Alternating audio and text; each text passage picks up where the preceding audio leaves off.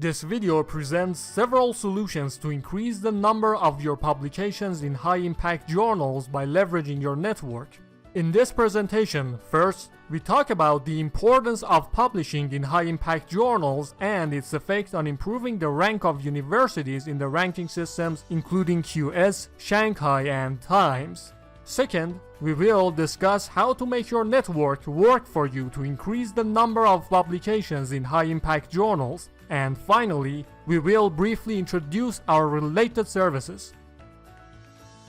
Journals, papers, and their number of received citations have a Pareto-like distribution. However, one advantage of publishing in high-impact journals is that the paper receives more citations than publishing in lower-impact journals. For example, on average, papers in the top 10% journal percentiles have been cited approximately twice more than those published in the Q2 journals. As another example, the citation value of a paper in the top 1% journal percentiles is nearly equal to publishing 17 papers in the Q4 journals.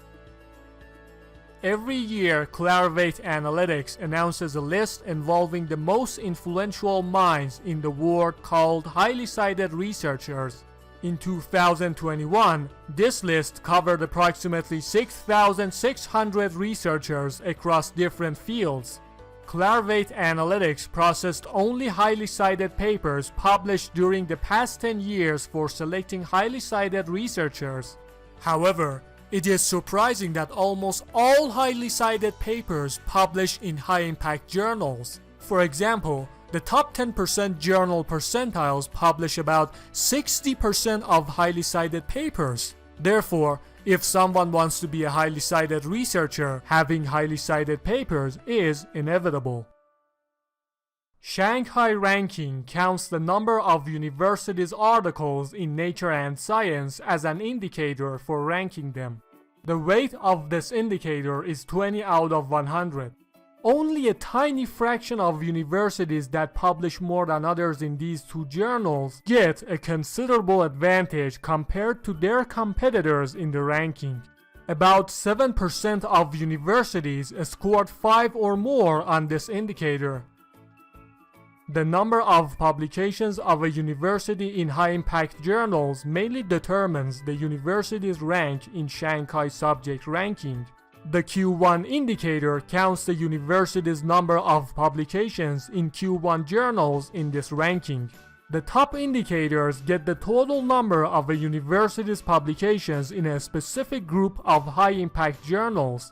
For example, in dentistry and oral sciences subject area, the universities with more papers in the Journal of Dental Research Journal get higher scores in the top indicator.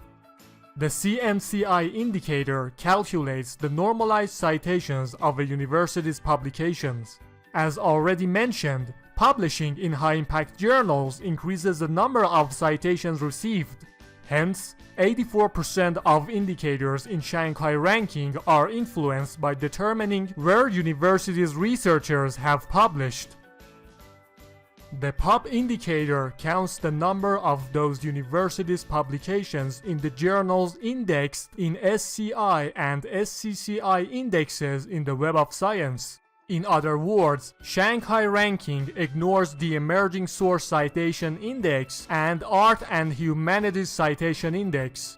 Also, the Shanghai ranking filtered the publications of universities in Nature and Science to article type and give every university a score between 0 to 20 based on the number of outcomes in these two journals. In addition, this ranking counts the number of highly cited researchers of universities. The score of this indicator is 20.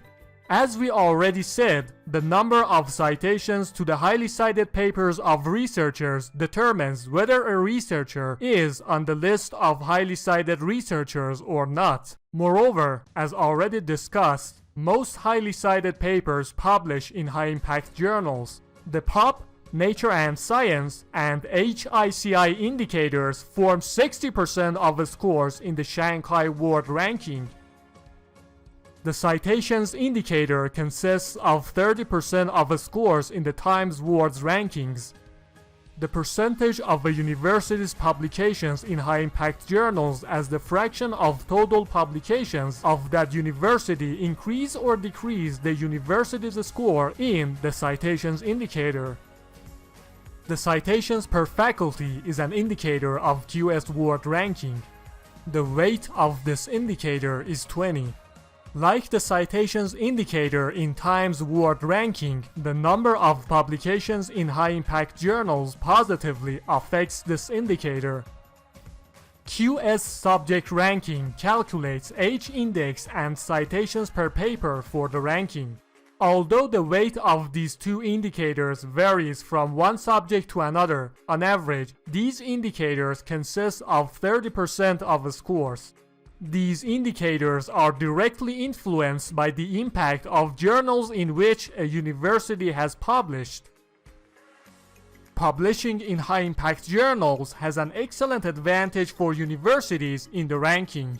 So, the main question is how universities could increase their number of publications in high-impact journals.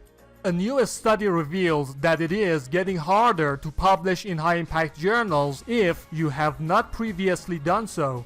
A solution to publish in or have more publications in high-impact journals is to work with those researchers who have already published in high-impact journals.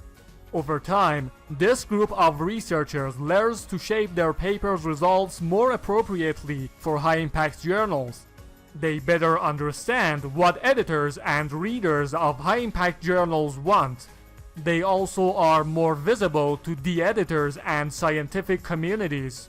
Hereafter, we call this group top researchers. Top researchers regularly publish in high-impact journals. During 2016 to 2020, around 38% of the world's researchers published at least one publication in the top 10% journal percentiles. However, only about 3% of the world's researchers are the co-authors of 67% of the publications in these high-impact journals. So, only a small number of researchers frequently publish in these journals. The publications of top researchers regularly receive citations. The normalized citation of the papers of top researchers in the top 10% journal percentiles is 4.1. In other words, working with top researchers as a team will increase the probability of acceptance in such journals. Also, working with top researchers over time will teach your researchers how to frame their research to get published in high-impact journals. A researcher's potential collaborators are those with similar research interests and backgrounds to him. Do your researchers realize who their potential collaborators among the top researchers are? For researchers, leveraging their social connections is an effective solution to fulfill this purpose. First-degree collaborators are researchers that a researcher directly collaborated with. Does each researcher at your institution know which of their first-degree collaborators are among the top researchers? Does each researcher at your institution have a list of first-degree collaborators among the top researchers? Does each researcher at your institution know which alumni and their first-degree and second-degree collaborators are among the top researchers? Our services help your researchers to identify their potential collaborators in terms of the top researchers. For each researcher at your institution, we provide the information of the top researchers in the first-degree and second-degree collaborators.